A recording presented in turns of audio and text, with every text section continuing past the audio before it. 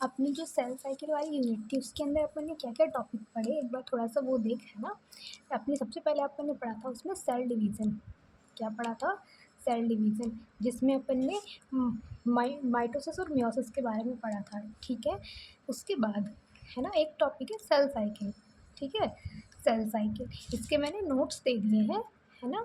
इसमें बहुत ईजी है, समझने जैसा इसमें कुछ है नहीं। ठीक है, सेल साइकिल भी क्या है, बस 2 मिनट में समझ में आ जाएगा। देखो, जब अपने पास सेल डिवीज़न होता है तो एक साइकिल चलता है जिसको बोलते हैं सेल साइकिल। ठीक है, ये यहाँ से लेकर के यहाँ तक, इस सेल साइकिल के अंदर 2 फेज़ देखने को मिलते हैं। ठीक है, एक फेज़ होता है डिवीज़न फेज़।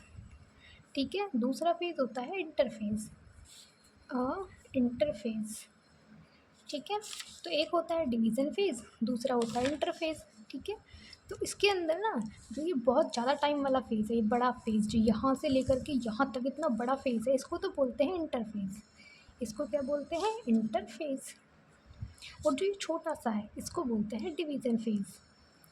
ठीक है, इस छोटे से को बोलते हैं डिवीज़न फेज़। इसमें अपने पास 2 डिवीज़न होते हैं, एक होता है माइटोसिस, एक होता है मियोसिस। ठीक है, क्या बात कर रहे हैं हमने बोला कि एक सेल साइकिल होता है। सेल साइकिल में अपने पास 2 फेज़ होते हैं, एक होता है डिवीज़न फेज़, एक होता है इंटरफेज़। ठीक है, जिसमें ये ज़्यादा टाइम लग रहा है ये तो है इंटरफेज़। ये जो छोटा सा फेज़ है ये होता है डिवीज़न फेज़, जिसमें अपन माइटोसिस और मियोसिस के बारे में पढ़ते हैं। अब इस इंटरफेज़, जैसे डिवीज़न के अंदर 2 फेज़ होते हैं, जैसे डिवीज़न वाला टाइम है इतना अपना, ये किसका टाइम है? अपना डिवीज़न का। तो इसमें माइटोसिस और मियोसिस होता है और ये सारा टाइम इंटरफेज़ वाला है। तो इसमें अपने पास 3 फेज़ चलती है इंटरफेज़ में भी। कौन कौन सी फेज़ चलती हैं वो देखते हैं।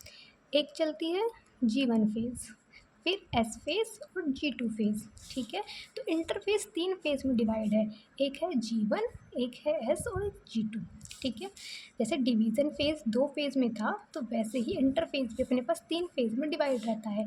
इनमें सिर्फ 2-2 लाइनें लिखी हुई हैं, जैसे कि G1 फेज़ में सेल अपना साइज़ बढ़ा लेती है और डीएनए के रेप्लिकेशन के लिए उसमें कुछ एंजाइम आ जाते हैं। ठीक है, इसमें प्रोटीन का सब सिंथेसिस होता है तो उसके लिए, इसमें तो डीएनए के सिंथेसिस के लिए एंजाइम आते हैं, इसमें प्रोटीन के सिंथेसिस के लिए एंजाइम आते हैं। ठीक है, तो बस इतना सा ही था इसमें सेल साइकिल में, समझ में आ गया। सेल साइकिल होता है, इसमें सेल साइकिल में 2 फेज़ चलता है, एक डिवीज़न फेज़, एक इंटरफेज़। छोटा सा जो फेज़ होता है इसको बोलते हैं डिवीज़न फेज़, इसमें अपन माइटोसिस मियोसिस पढ़ते हैं। बड़ा वाला फेज़ होता है इसको इंटरफेज़ बोलते हैं, इसमें 3 फेज़ होते हैं, G1, S और G2। ठीक है, आया समझ में। तो अपने पास फर्स्ट टॉपिक का सेल डिवीज़न, देन है सेल साइकिल। ओके, इसके बाद अपने इसमें क्या पढ़ा था? इसके बाद अपन ने इसमें क्रोमोसोम के स्ट्रक्चर के बारे में पढ़ा था। क्या पढ़ा था? क्रोमोसोम के स्ट्रक्चर। ठीक है, जो उसमें नोट्स भी दिए हुए हैं ना। ठीक है, क्रोमोसोम के स्ट्रक्चर के बारे में अपन ने पढ़ा था, है ना। उसमें अपन ने बहुत सारी चीज़ें पढ़ी थी। फिर अपन ने जॉइंट क्रोमोसोम के बारे में पढ़ा। ठीक है, जिसमें अपन ने पॉलीटीन और लैम्ब्रिश क्रोमोसोम पढ़े थे। ठीक है, उसके बाद अपन ने इस यूनिट में क्या पढ़ा था? हमने यूट्यूब से एक वीडियो भेजा था, cell cell junction, cell cell junction. तो ये पढ़ा था। तो इस यूनिट में क्या क्या टॉपिक पढ़े थे? Cell division, cell cycle, chromosome के स्ट्रक्चर वगैरह, जॉइंट क्रोमोसोम जिसमें पॉलीटीन और लैम्ब्रिश क्रोमोसोम था, और सेल सेल जंक्शन, ये वाला यूट्यूब से भेजा था वीडियो। ओके, नेक्स्ट यूनिट थी मेंडल वाली। मेंडल वाली यूनिट में अपन ने क्या क्या पढ़ा था? मेंडल वाली यूनिट में पढ़ा था अपन ने लिंकेज के बारे में, जिसमें अपन ने कपलिंग और रिपल्शन थ्योरी पढ़ी थी, वो पढ़ा था। लिंकेज पढ़ा था। ठीक है, और क्या पढ़ा था इसमें? उसके बाद था एक क्रॉसिंग ओवर। क्या था? Crossing over. ये वाला वीडियो यूट्यूब से था। क्या पढ़ा था? Crossing over. ये यूट्यूब से भेजी थी एक वीडियो क्रॉसिंग ओवर की, वो है इसमें। ठीक है, उसके बाद अपन ने इसमें क्या पढ़ा था? उसके बाद अपन ने इसमें 1-2 बातें और पढ़ी थी। उसके बाद अपन ने पढ़ा था म्यूटेशन। ठीक है, क्या पढ़ा था? म्यूटेशन के बारे में। ठीक है, म्यूटेशन के बारे में पढ़ा था, है ना। अब इसमें ना एक टॉपिक रह रहा है, extra chromosomal inheritance. Extra chromosomal inheritance, ये वाला टॉपिक के नोट्स तो दे दिए लेकिन पढ़ाया नहीं है, तो वो मैं भी समझा देती हूँ। देखो, एक्स्ट्रा क्रोमोसोमल इनहेरिटेंस क्या होता है? जैसे अपने पास ये कोई सेल है, ये अपने पास क्या है? कोई सेल है। सेल के अंदर है न्यूक्लियस। ये क्या है अपने पास? न्यूक्लियस। ठीक है, न्यूक्लियस में है अपना जेनेटिक मटीरियल यानी कि डीएनए। ठीक है। तो हमारी इस सेल में जो भी क्रियाएं हो रही हैं, जो भी कुछ हो रहा है, उन सबको कंट्रोल कौन कर रहा है? ये न्यूक्लियस का डीएनए। न्यूक्लियस के अंदर जो डीएनए है ये कंट्रोल कर रहा है, ठीक है। हमारी सेल है, सेल के अंदर है न्यूक्लियस, न्यूक्लियस के अंदर है ये डीएनए, ठीक है। तो हमारी सेल में कोई भी काम हो रहा है, कुछ भी काम, जैसे कि सेल डिवीज़न हुआ, ठीक है, सेल डिवीज़न हुआ या फिर कुछ भी काम हुआ हमारी सेल में, हमारी सेल में कुछ भी काम होता है, कुछ भी काम होता है तो वो कंट्रोल कौन करता है?